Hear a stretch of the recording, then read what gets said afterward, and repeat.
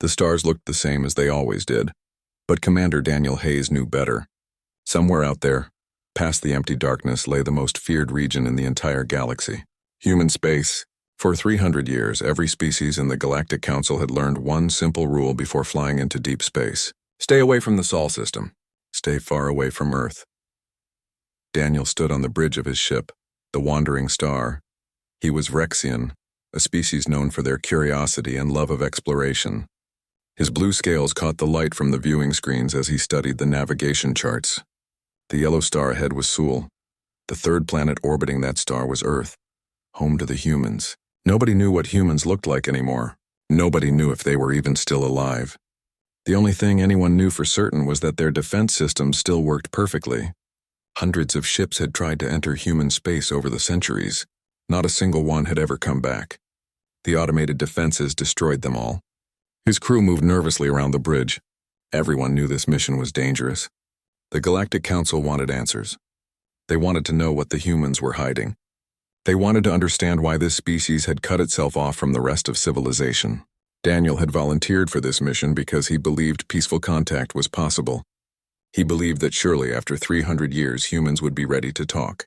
The communication officer spoke up, her voice shaking slightly. "Commander, we are approaching the boundary of human space. All systems are reading normal. No sign of defensive platforms yet." Daniel nodded. "Slow to half speed. Broadcast our message on all frequencies. Tell them we come in peace. Tell them we only want to talk." The message went out in every language known to the galaxy, including the few words of human English they had in their databases. The Wandering Star crossed the invisible line that marked the edge of human territory. For a moment, nothing happened. Daniel allowed himself to hope.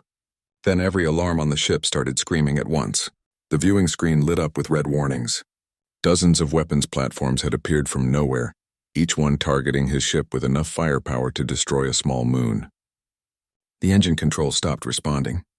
The navigation system went dead. Even the lights flickered as something drained power from their reactor. "They are locking us down," his tactical officer shouted. "I cannot get any systems to respond." "We are dead in space." Daniel tried to stay calm. "Keep broadcasting the peace message. They have not fired yet. That means they might be willing to listen." A new sound filled the bridge. Someone was hacking into their communication system. The speakers crackled to life and a voice spoke. It was calm, clear, and entirely human. The words were in perfect galactic standard, without even a hint of accent. "Wandering Star, you were given a warning. You chose to ignore it. Your engines are disabled. Your weapons are offline. Your life support will fail in approximately 4 hours. You have violated human space. There are consequences for that choice." Daniel grabbed the microphone. "Please, we mean no harm. We are explorers, not warriors. The Galactic Council only wants to establish peaceful contact with humanity. We have been trying to reach you for 300 years. Silence answered him. Long, heavy silence that made his hearts beat faster. Then the voice returned. "We know what the Council wants. We have been listening to your transmission since before your species discovered faster-than-light travel. We know about your wars. We know about your politics. We know everything about you. The question is, do you know anything about us?" Before Daniel could answer, his ship lurched. Something had grabbed them with a tractor beam. Through the viewing screen, he watched as a massive vessel emerged from empty space. It had been hiding there all along, invisible to their sensors. The ship was enormous, easily 10 times the size of the Wandering Star. Its hull was black, darker than space itself, and covered with weapon systems he did not recognize. "You will be brought aboard," the voice said. "You and your crew will not be harmed if you cooperate. You will be shown something. After you see it, you will be given a choice. Resist and your ship will be destroyed. Your crew will die. The choice is yours, Commander Hayes." Daniel looked at his crew. Fear showed on every face. They were scientists and explorers, not soldiers. They had no weapons that could fight off a warship like that. They had no choice at all. "We will cooperate," Daniel said quietly. "Please do not hurt my crew." The tractor beam pulled them closer to the human vessel. A docking tube extended and connected with their airlock. Daniel ordered everyone to the main corridor. They waited, barely breathing as the airlock door opened with a hiss of equalizing pressure. The first human stepped through. Daniel had seen pictures from old databases, images from before humanity sealed itself away. But nothing had prepared him for seeing one in person. The human was tall, taller than any Vrexian. He wore armor that looked like it was part machine and part organism. His face was hidden behind a dark helmet. Behind him came 6 more humans, each one armed and armored. They moved with a grace that spoke of deadly training. The lead human gestured toward the airlock. The meaning was clear. Daniel and his crew were to follow. They walked through the docking tube and into the human ship. The interior was clean and efficient. Everything served a purpose. There was no decoration, no art, nothing that showed personality. It was a war machine, pure and simple. They were led to a transport shuttle and strapped into seats clearly not designed for Vrexian bodies. The shuttle detached and flew deeper into human space. Through the small windows, Daniel could see more ships. Dozens of them, hundreds, all hidden, all waiting, all ready for war. After an hour of flight, they arrived at what looked like a large asteroid. The shuttle flew into a hidden opening and landed inside a massive facility carved into the rock. Armed humans waited as they were unloaded and led through corridors. Daniel and his crew were separated. Each was placed in a small cell with transparent walls. Daniel sat on the hard bench and waited. Hours passed. No one came to explain anything. No one brought food or water. He was beginning to think they had been forgotten when footsteps echoed in the corridor outside. A human woman approached his cell. She wore a simple gray uniform with no weapons visible. Her hair was dark, pulled back in a practical style. Her eyes were brown and tired. She looked like someone who had not slept well in years. "Commander Hayes," she said. "My name is Claire Bennett. I am the Director of External Contact. You wanted to know about humanity. You wanted to understand why we stay isolated. I am going to show you. After you see what I show you, you will understand everything." Part 2. Claire Bennett stood outside the cell and studied the alien commander. She had done this before, shown outsiders the truth about humanity. It never got easier. Some of them broke down completely. Others became angry. A few simply refused to believe what they saw. She wondered which type Daniel Hayes would be. "Follow me," she said as the cell door slid open. "And please do not try anything foolish. The guards here are authorized to use force if necessary." Daniel walked beside her through the corridors. The facility was huge, carved deep into the asteroid. They passed rooms full of equipment he did not recognize. They passed training halls where humans practiced combat in conditions that would kill most species. They passed medical bays with technology that looked centuries ahead of anything the Galactic Council possessed. They stopped at a massive vault door. It was 10 meters tall and made of some metal that seemed to absorb light. Claire placed her hand on a scanner. The door recognized her and began to open with a deep grinding sound. Beyond it lay a chamber so large that Daniel could not see the far wall. "Welcome to the archive," Claire said. "Everything you are about to see is real. None of it is exaggerated. None of it is propaganda. This is simply the truth of what humanity is and what we have done." The chamber was filled with holographic displays, thousands of them, each showing different information. Physical artifacts hung on the walls. Documents were preserved in sealed cases. It was a museum of human history, but not the kind that celebrated achievements. This was a museum of horrors. Claire led him to the first display. It showed an old war from Earth's history. The Second World War, she called it. Daniel watched as human soldiers fought each other across an entire planet.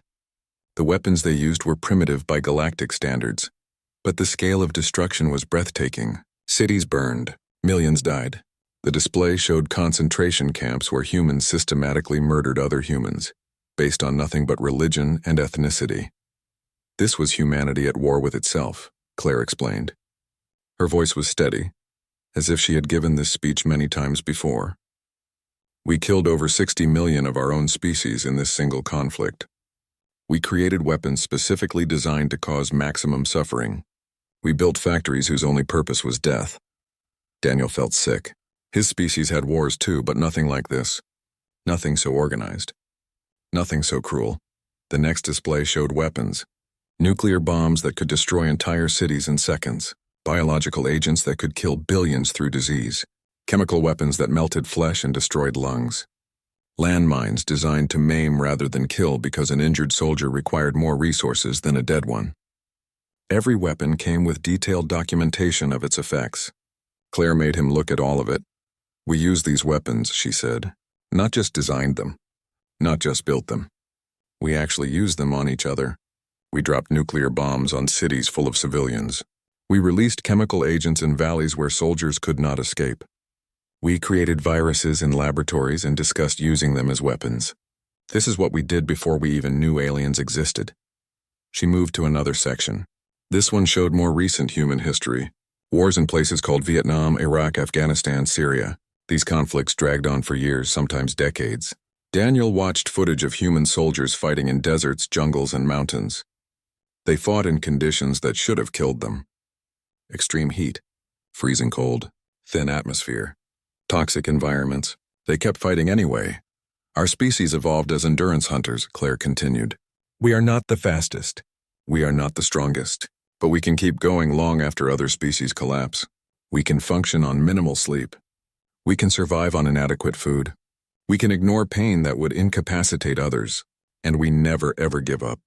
The next section focused on human entertainment. Claire showed him movies and books and video games. So many of them were about fighting aliens, humanity defending Earth from invasion, humans capturing alien technology and using it as weapons, humans winning against impossible odds through cunning and violence. These are not historical documents, Claire said. These are stories we tell ourselves for fun. This is how we relax. We imagine scenarios where aliens attack us, and then we imagine all the ways we would destroy them. Every human child grows up absorbing these stories. They shape how we think about contact with other species. Daniel was beginning to understand. These were not just stories. They were training. They were practice. They were humanity preparing itself for a threat that had not even arrived yet. Claire brought him to a display showing human anatomy.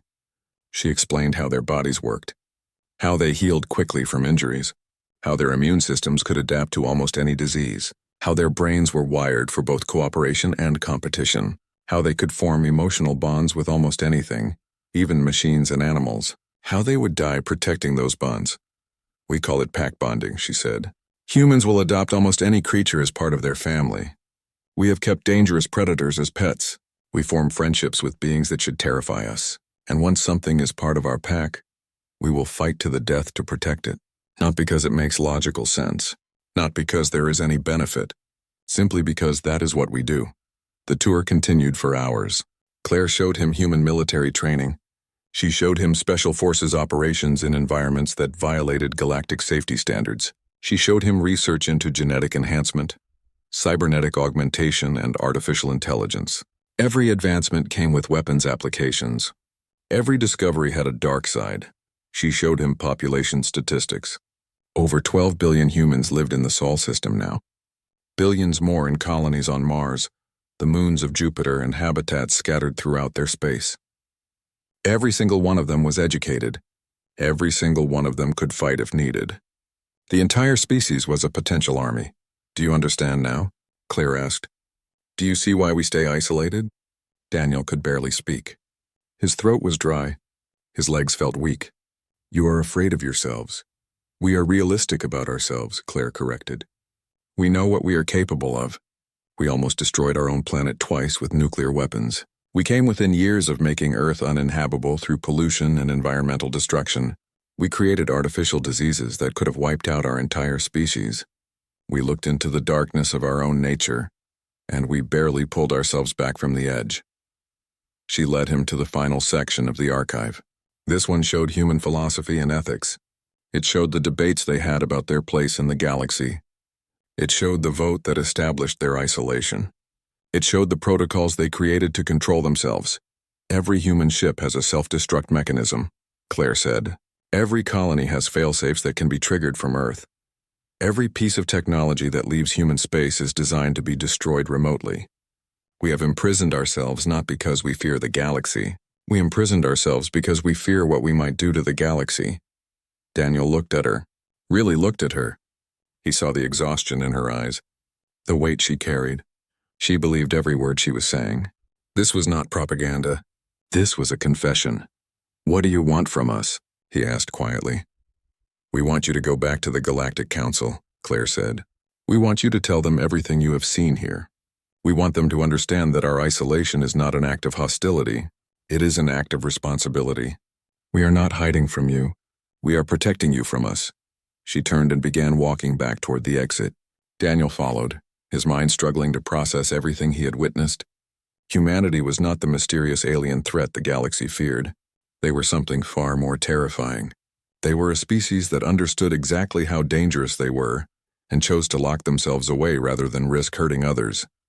That kind of self-awareness, that kind of sacrifice, that kind of discipline. It was both admirable and absolutely horrifying. Part 3. Daniel was returned to his cell after the tour of the archive. The guards left him alone with his thoughts. He sat on the hard bench and tried to make sense of what he had seen. His mind kept returning to the images, the weapons, the wars, the casual efficiency with which humans had killed each other for thousands of years. Sleep would not come. Every time he closed his eyes, he saw mushroom clouds rising over cities. He saw soldiers advancing through gunfire that should have stopped them. He saw the diagrams of biological weapons designed to target specific genetic markers. He saw the cold calculations of acceptable casualties in military planning documents. The worst part was not the violence itself. The worst part was how organized it all was. Humans did not just fight. They studied fighting. They created entire academic fields dedicated to understanding warfare. They taught it in schools. They wrote textbooks about the best ways to destroy each other. They turned killing into a science. Hours passed, maybe days. Time had no meaning in the cell. Eventually the door opened again. Claire Bennett stood there with 2 guards. Her expression was as tired as before, but there was something else in her eyes now. Maybe hope, maybe sadness. Daniel could not tell. "Come with me," she said. "We need to talk about your options." They walked to a different section of the facility. This area looked more like an office than a prison. Claire led him into a conference room with a table and chairs. She gestured for him to sit. A guard brought water in containers designed for Vrexian anatomy. Daniel drank gratefully. His throat had been dry for hours. "You have seen what we are," Claire began. "Now I need to explain why we stay isolated and what happens next." She activated a holographic display on the table. It showed the galaxy with human space marked in red. The rest of the Galactic Council territories spread out in various colors. Trade routes connected the different species. Alliance markers showed political relationships. It looked peaceful. It looked civilized. "We have been monitoring galactic communications since we developed the technology," Claire said. "For over 400 years we have listened to your broadcasts. We know about your wars. We know about the Krillian expansion and how it conquered 15 species. We know about the Nomathi trade disputes that led to economic warfare. We know about the client species that serve the major powers with no real independence." She zoomed in on several conflicts. Daniel recognized some of them. Border skirmishes, resource disputes, political maneuvering. The normal business of a galactic civilization. But Claire's expression suggested she saw something darker in these events. "Your wars are civilized," she said. "You fight over territory and resources, but you have rules. You have treaties. You have limits. When a species surrenders, you accept it. When civilians are endangered, you try to minimize casualties. You believe in honor and justice and fair treatment." She paused, letting her words sink in. "We do not fight like that. When humanity goes to war, we fight to win at any cost. We do not accept surrender until the enemy is completely broken. We do not minimize civilian casualties if destroying civilian targets helps us win. We do not believe in honor on the battlefield. We believe in victory." Claire showed him more images from the archive. Battle after battle where humans had chosen devastating tactics over clean ones. Campaigns where they had destroyed entire cities to deny them to enemies. Sieges where they starved populations into submission. Every example showed the same pattern. Humans fought total war. "We studied your species," Claire continued. "We studied everyone in the galaxy. We analyzed your military capabilities, your technology, your tactics.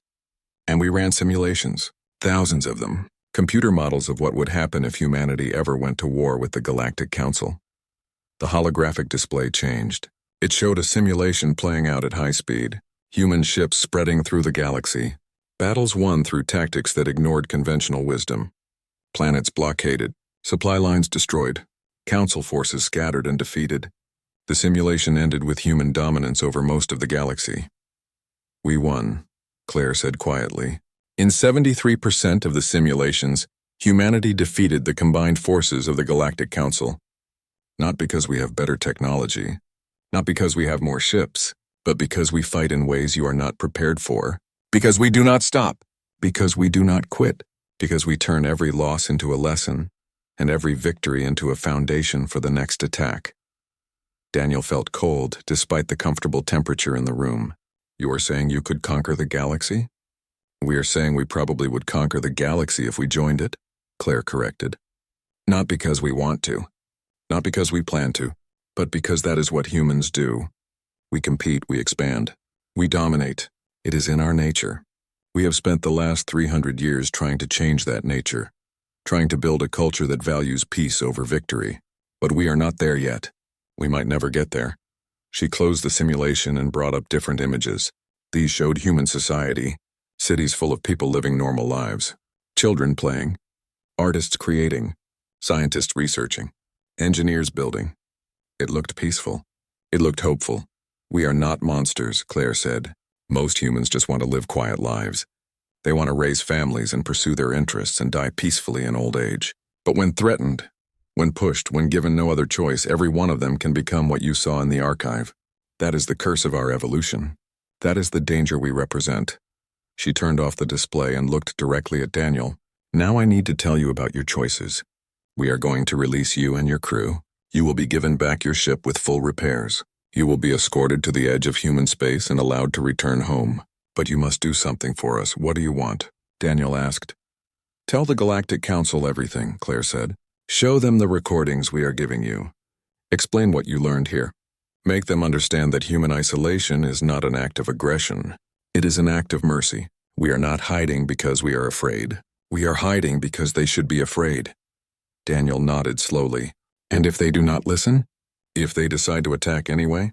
Then they will discover that everything I showed you was the minimum of what we can do, Claire said. Her voice was still calm, but there was steel underneath. The weapons in the archive are old. The tactics are outdated. We have spent 300 years preparing for the possibility that we might be forced to defend ourselves. If the Council attacks, we will win. And after we win, we will have no choice but to occupy Council space to prevent future attacks. That is the scenario we are desperately trying to avoid. She stood up and walked to the window. Outside, Daniel could see the interior of the asteroid facility. Ships moved through the docking bays. Soldiers trained in the practice areas. Engineers worked on equipment. Everything was efficient. Everything was purposeful. Everything was ready. Some of your crew have asked to stay, Claire said. They want to learn more about humanity. They want to help us prepare for eventual contact. We are allowing it. Anyone who wants to remain here as a voluntary guest will be permitted. But anyone who wants to leave will be taken home safely. The choice is theirs. Daniel thought about his crew. Young scientists who had joined this mission hoping to make history. They had made history, just not the kind they expected. Some of them were probably traumatized. Others might be fascinated despite the horror. Everyone would be changed by what they had seen. When do we leave? He asked. Tomorrow, Claire said. Tonight you will be allowed to speak with your crew. You can discuss what you saw and what you learned. We will provide better quarters and a meal. Tomorrow morning, those who wish to return home will board the Wandering Star. Those who wish to stay will begin their orientation into human society. She walked to the door but paused before leaving. Commander Hayes, I need you to understand something. Humanity does not want to be the villain in galactic history. We want to join the community someday. We want to trade and share knowledge and build friendships with other species. But we cannot do that until we are certain we will not destroy what we touch. We need time. We need patience. We need the galaxy to trust that we are trying to be better than our nature. Daniel looked at her and saw the weight of responsibility on her shoulders. She was not a warrior or a politician. She was just a human trying to prevent a catastrophe. How long, he asked. How long until you think humanity will be ready? Claire smiled, but it was a sad smile. We asked ourselves that question when we established the isolation. The answer was 100 years. That was 3 centuries ago. Every time we think we are making progress, we discover new ways we could hurt others, new technologies that could be weaponized, new tactics that could devastate civilizations. Maybe we will never be ready. Maybe the best we can do is stay locked away forever. She left, and Daniel was alone with his thoughts again. But this time his mind was not filled with images of horror. Instead, he thought about Claire's exhausted eyes. He thought about a species that had chosen to imprison itself, rather than risk hurting others. He thought about the terrible burden of being powerful and knowing it. Part 4 of the morning came too quickly. Daniel had barely slept, and when he did sleep, his dreams were filled with images from the archive. He woke to find better quarters than the cell. A real bed, a bathroom with facilities adapted for Vrexian use, even a window that showed the asteroid's interior, though he suspected it was actually a screen showing a live feed. Breakfast arrived on a tray. The food was nutritionally appropriate for his species, which meant the humans had studied Vrexian biology in detail. That thought should have been comforting. Instead, it reminded him how thoroughly humanity had prepared for contact. They knew everything about the species in the galaxy. They had been watching and learning for centuries. A guard came to escort him to a conference room where his crew had gathered. 8 of them had been on the Wandering Star. Daniel studied their faces as he entered. Some looked traumatized. Others appeared thoughtful. A few seemed almost excited. The tour of the archive had affected each of them differently. Commander, his science officer spoke first. Her name was Kira, and she was young for her position. I am staying. I want to learn more about them. Daniel was not surprised. Kira had always been curious to the point of recklessness. Are you sure? After everything you saw? Because of everything I saw, Kira corrected. They are terrifying, yes, but they are also aware of what they are. That awareness is rare. Most species lie to themselves about their nature. Humans have looked at themselves honestly and chosen to be better. I want to study that. I want to understand how they did it. 3 others agreed with her. The ship's engineer, a medical officer, and one of the junior researchers. They had all decided to stay. That left 5 who wanted to go home, including Daniel himself. He understood both choices. Some needed to escape the horror they had witnessed. Others needed to understand it better. Claire Bennett arrived with several human staff members. She looked at the divided group and nodded as if she had expected this outcome. Those staying will be taken to residential quarters. You will be given time to adjust before beginning any work or study. Those leaving will board the Wandering Star within the hour. Your ship has been fully repaired and upgraded. We have given you copies of the archive materials that we want shared with the Council. The group split. Daniel said goodbye to those staying behind. Kira hugged him, something Vrexians rarely did with each other. Tell them the truth, she whispered. Make them understand. The walk to the docking bay felt longer than it should have. Daniel and the 4 crew members returning home followed their human escort through corridors that seemed to stretch forever. They passed training rooms where soldiers practiced hand-to-hand combat, with a speed and precision that looked impossible. They passed laboratories where scientists worked on projects Daniel could not begin to understand. They passed armories stocked with enough weapons to wage a war. The Wandering Star waited in its docking cradle. It looked cleaner than it had in years. The hull had been repaired where their systems had burned out. The engines had been completely overhauled. When Daniel accessed the ship's computer, he found that the humans had upgraded their power systems, improved their life support, and enhanced their sensors. They had made the ship better. Why? Daniel asked the human officer overseeing the boarding. Why improve our ship? The officer, a man named Jake Patterson who had led the original boarding team, smiled slightly. Because we want you to get home safely. Because we want you to tell your story. And because we want to show that humans can be generous, not just dangerous. They boarded the ship and went through pre-flight checks. Everything worked perfectly. Better than perfect. The controls responded with a precision they had never had before. The displays were clearer. The systems were faster. It was like flying a brand new ship instead of their old explorer vessel. A human pilot ship escorted them out of the asteroid facility and through human space. Daniel watched the journey carefully. He saw more evidence of human presence than he had on the way in. Orbital stations around planets. Mining operations in asteroid fields. Massive shipyards constructing vessels that dwarfed anything the Galactic Council could build. The humans had not been idle during their isolation. They had built an empire within their own system. The escort brought them to the boundary of human space, the same boundary where they had been captured weeks ago. The pilot ship's communication channel opened one last time. Commander Hayes, a woman's voice said. Daniel recognized it. Claire Bennett. Safe travels. Remember what you saw here. Remember what we told you.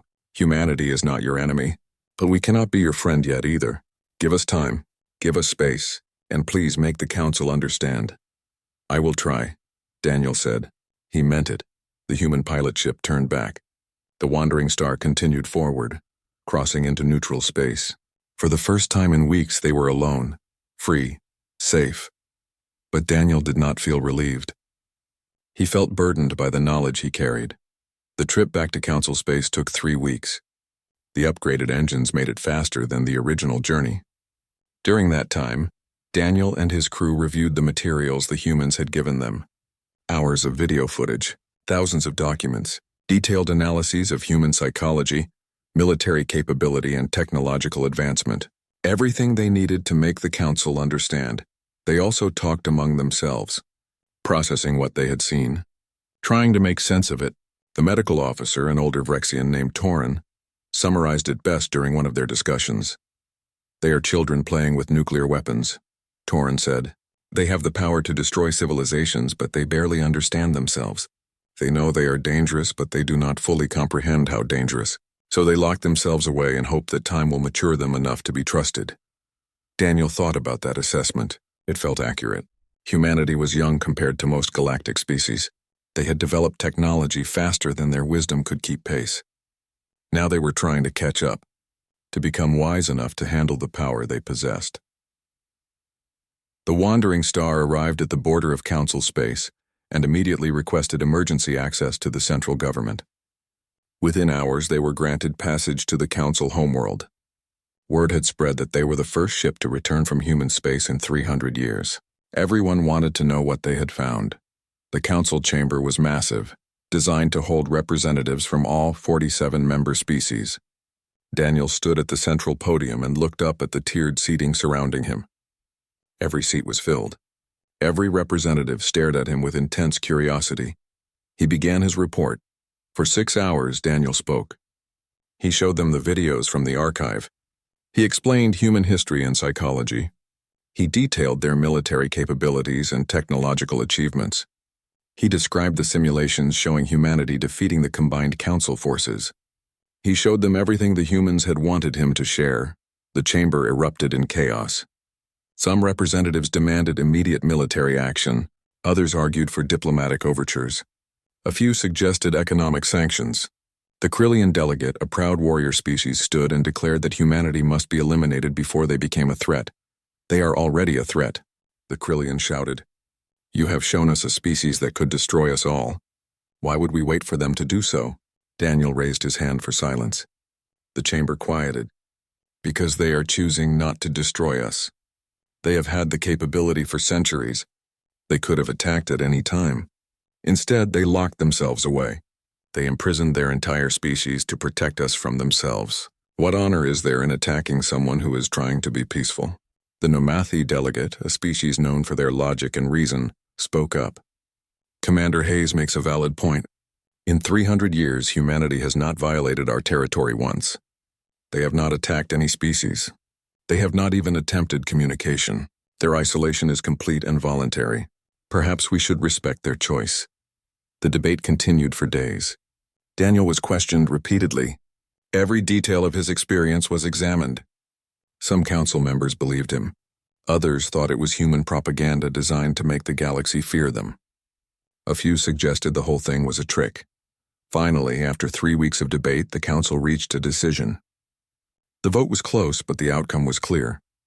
They would respect human isolation for another century. In exchange, humanity would agree to limited communication channels and regular status updates. It was not peace. It was not friendship. But it was not war either. Daniel was relieved but not satisfied. He knew this was only a temporary solution. Eventually, humanity would have to join the galaxy or remain isolated forever. He wondered which choice they would make. He wondered if they even knew themselves.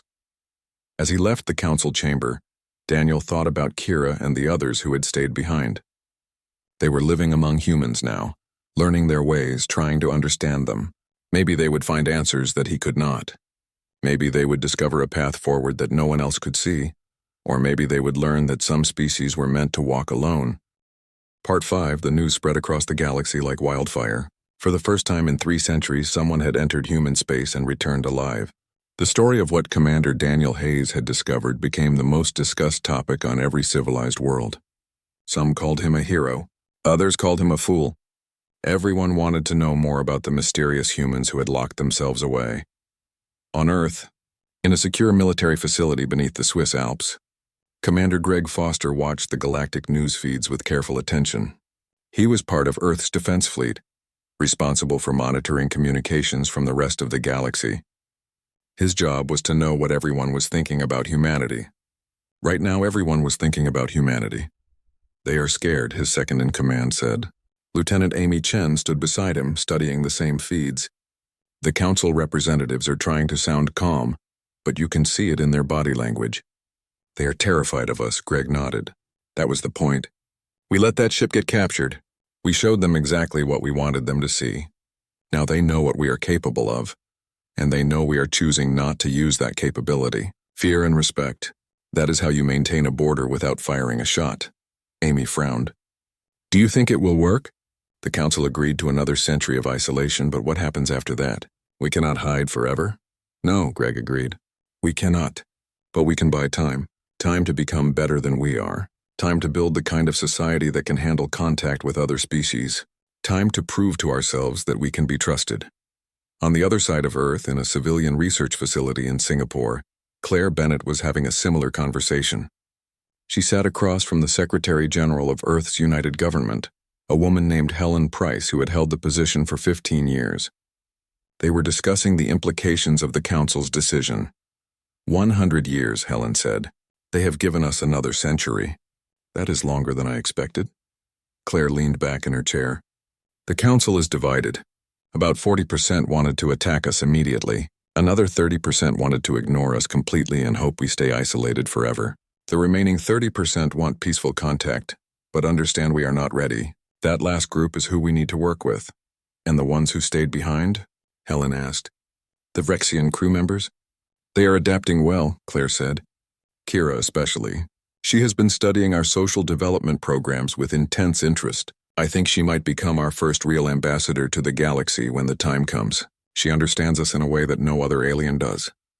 Helen stood and walked to the window. The facility overlooked the ocean and the view was spectacular. I have been thinking about what happens after this century is over. We cannot keep extending our isolation forever. Eventually, we have to make a choice. Join the galaxy or become permanent outsiders. The question is whether we will be ready, Claire said. Whether we can trust ourselves not to fall back into old patterns. We have made progress, but we still have so far to go. In orbit above Mars, on a military station that housed the Solar Defense Forces Command Center, Admiral Lisa Morgan was dealing with a different kind of problem. The successful capture and release of the Wandering Star had proven that humanity's defensive systems worked. But it had also revealed their presence. Now the galaxy knew exactly where some of their installations were located. We need to relocate 70% of our defensive platforms, her tactical officer reported. The Vrexians saw too much on their way in and out. Other species will have studied their flight path and identified our positions. Lisa nodded. Begin the relocation immediately, and increase patrols along the boundary. Now that one ship has gotten through and returned, others will try. They will want to see if our defenses have weakened. Do you think they will try to invade? The tactical officer asked. No, Lisa said. The Council is too divided for coordinated military action. But individual species might try something foolish. Pirates might think human space contains valuable technology. Exploration vessels might cross the boundary accidentally. We need to be ready for anything. She studied the tactical display showing the entire Sol system. Every planet, every moon, every significant asteroid was marked. Defense platforms surrounded them all. Ships patrolled constantly. Humanity had turned their home system into the most fortified location in the galaxy. But Lisa knew that walls only worked if you were willing to defend them. 3 months after the Council's decision, something unexpected happened. A ship appeared at the boundary of human space. It was not trying to cross. It was not broadcasting threats. It simply sat there, sending a single repeating message in human English. We are scientists from the Nomathi Collective. We request permission to speak with human representatives about mutual research cooperation. We understand you value isolation. We respect that choice. But we believe both our species could benefit from limited academic exchange. Please respond. The message played on repeat for 3 days. Earth's government debated how to respond. Some argued that any contact was dangerous. Others suggested this was exactly the kind of careful, limited interaction that could eventually lead to full diplomatic relations. Finally, they decided to answer. A human ship approached the Nomathi vessel. Instead of weapons fire or capture, they opened a communication channel. For the first time in 3 centuries, humans and aliens spoke directly to each other by choice rather than accident.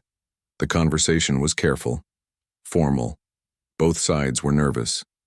But it was a beginning. The Nomathi scientists proposed a limited exchange program.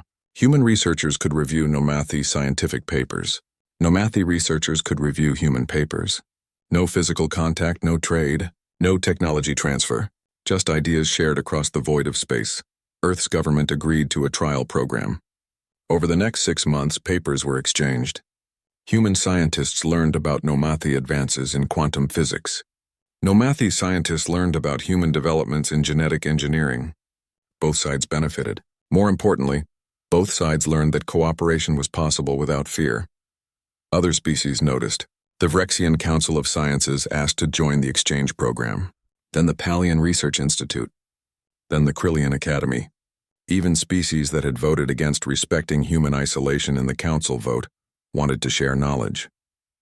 Science, it seemed, could bridge gaps that politics could not. Claire Bennett found herself busier than ever. She had become Earth's unofficial ambassador, managing all these new relationships. It was exhausting work. Every communication had to be carefully reviewed. Every exchange had to be monitored for potential security risks. But slowly, carefully, humanity was building connections with the galaxy. On the Nomathi homeworld, a professor named Zex studied the human research papers with fascination. The humans approached problems differently than any species he had encountered.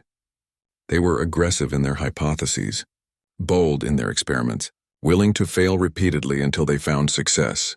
Their scientific method was shaped by the same traits that made them dangerous warriors: relentless, determined, unwilling to accept defeat. But Zex also saw something else in their work. Humanity was trying to solve problems that would benefit other species. They researched cures for diseases that did not affect humans.